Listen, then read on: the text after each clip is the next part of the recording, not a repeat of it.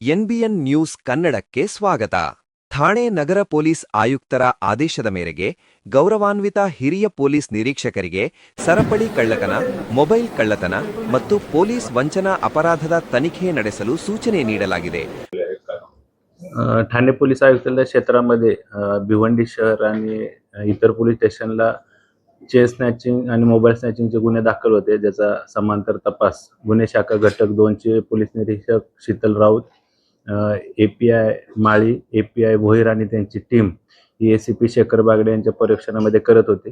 त्यामध्ये रवींद्र भोसले राहणार नारपोली भिवंडी हा आरोपी निष्पन्न झाला. त्याला ताब्यामध्ये घेऊन त्याच्याकडून एकूण 16 गुन्हे उघडकीस आलेले आहेत. त्याच्यामध्ये 13 चेन स्नॅचिंग आहेत आणि 3 मोबाईल स्नॅचिंग, असं त्याच्याकडून एकूण 156 ग्रॅम सोन्या चांदीचे दागिने, त्याचबरोबर 21 मोबाईल असा जवळपास 8.5 लाखाचा मुद्देमाल जप्त करण्यात आलेला आहे.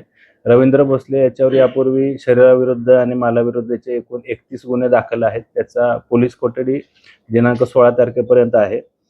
सदर गुन्ह्याचा तपास सुरू असून त्याच्यामध्ये अजून त्याचे कोण साथीदार आहेत का किंवा त्यानं हे सदरचं सोनं कोणाला अजून विकलं आहे का, त्याबद्दल देखील अधिक तपास गुन्हे शाखेचं घटक 2 चे पोलीस अधिकारी करत आहेत. काही चालत जाऊन चेन स्नॅचिंग करणे किंवा सोनचाकळी जबरीने चोरून नेणे अशी त्याची मोडस आहे.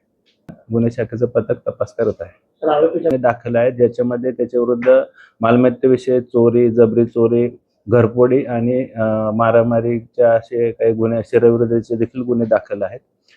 त्याचा पोलीस कोठडी दिनांक 16 तारखेपर्यंत आहे.